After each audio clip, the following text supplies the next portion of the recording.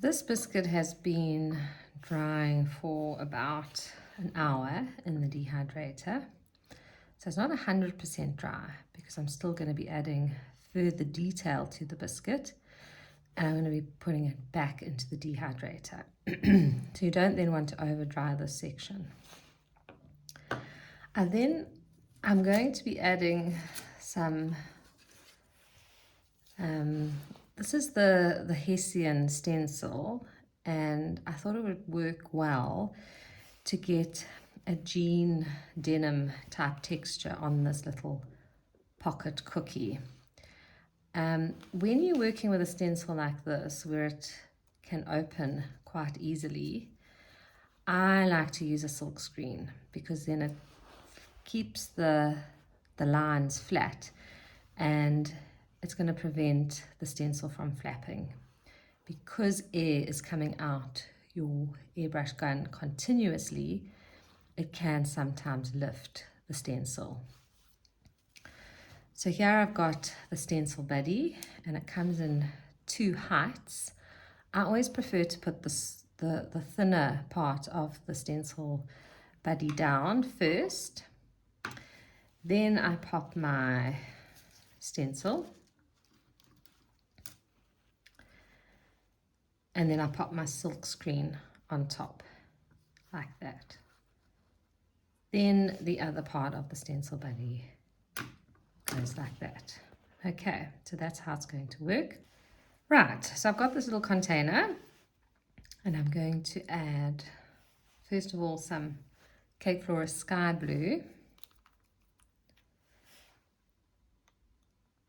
Okay, let me just hold it all. So I'm just going to show you the color. Okay, so you can see it's quite a bright-ish blue.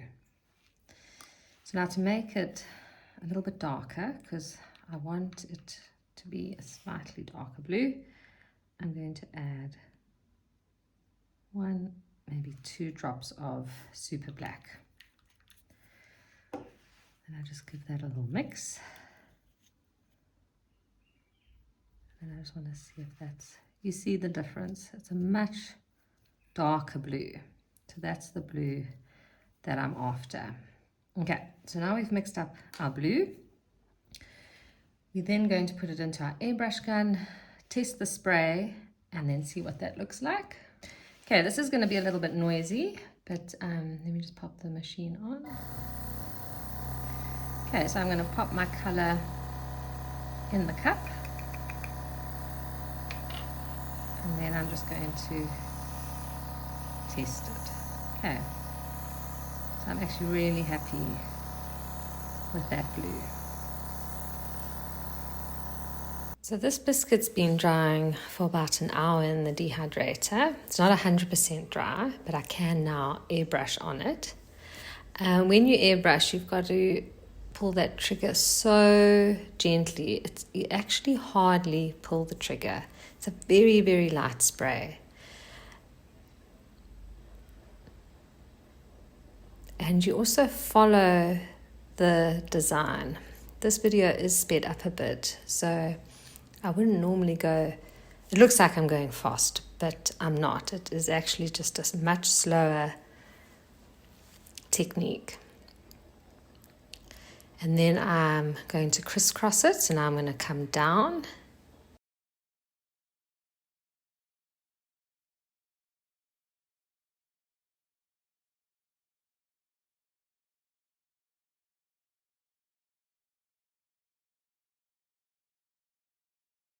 Okay, so there's my design for my jean pocket.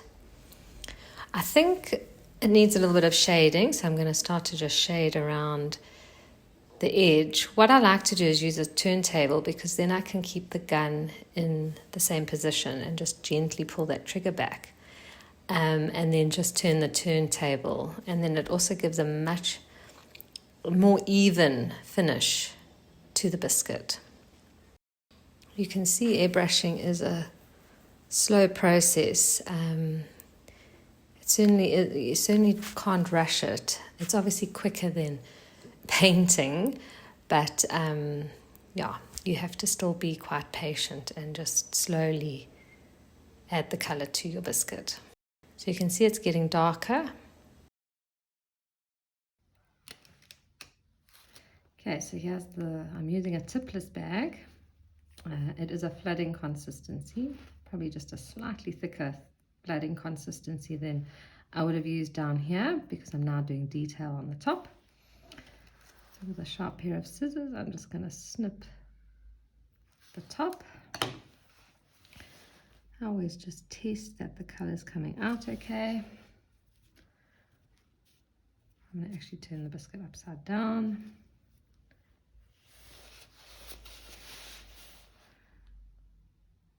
And then I'm just going to pipe on top of here.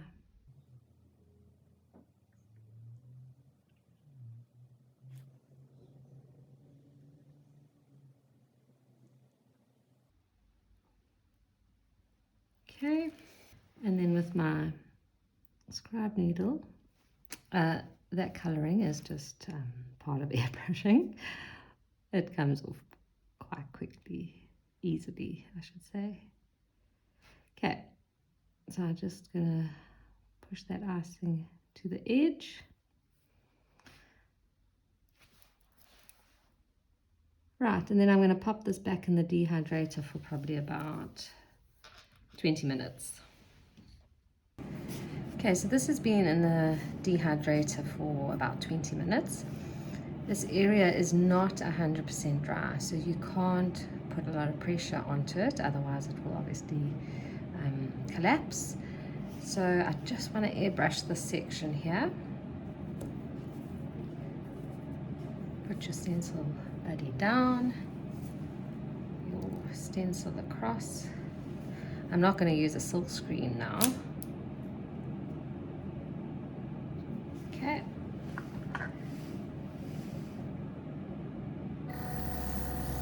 And now you've just got to be very careful that you just get this section very, very lightly on that trigger. Go along that section there. Okay, lift it up and then crisscross it. And then again, just try keeping just on that top section there. And then we lift it off. All right. Okay, so now what I'm going to do is I'm also going to shade around the edges there. Bring your turntable back.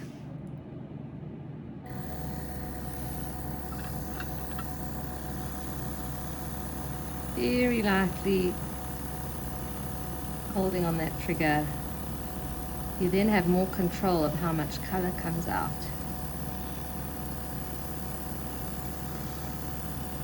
Okay,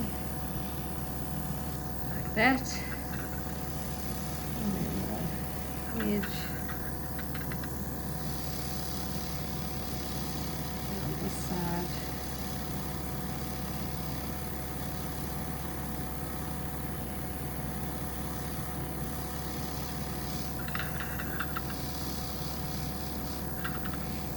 Maybe one more layer on there. Okay, so there is the base of your pocket. If you feel like you need to shade there a bit more, you can. Okay, so I've done an icing transfer, and I've just written Dad with this food doodler edible marker. So now I'm going to actually stick it on. So you don't want to put too much icing on here, otherwise it sort of comes through. So it's just a little layer like that, and then you just got to carefully stick it down, drop it, and then you can move it around with your scribe needle, pushing it down gently so you know that it's stuck to the biscuit. And then now you want to do those little like press studs. I'm going to turn my biscuit around. do one here,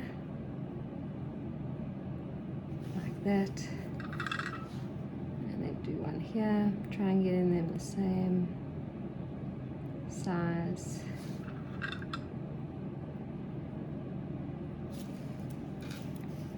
Okay, and then we're going to pop that back in the dehydrator.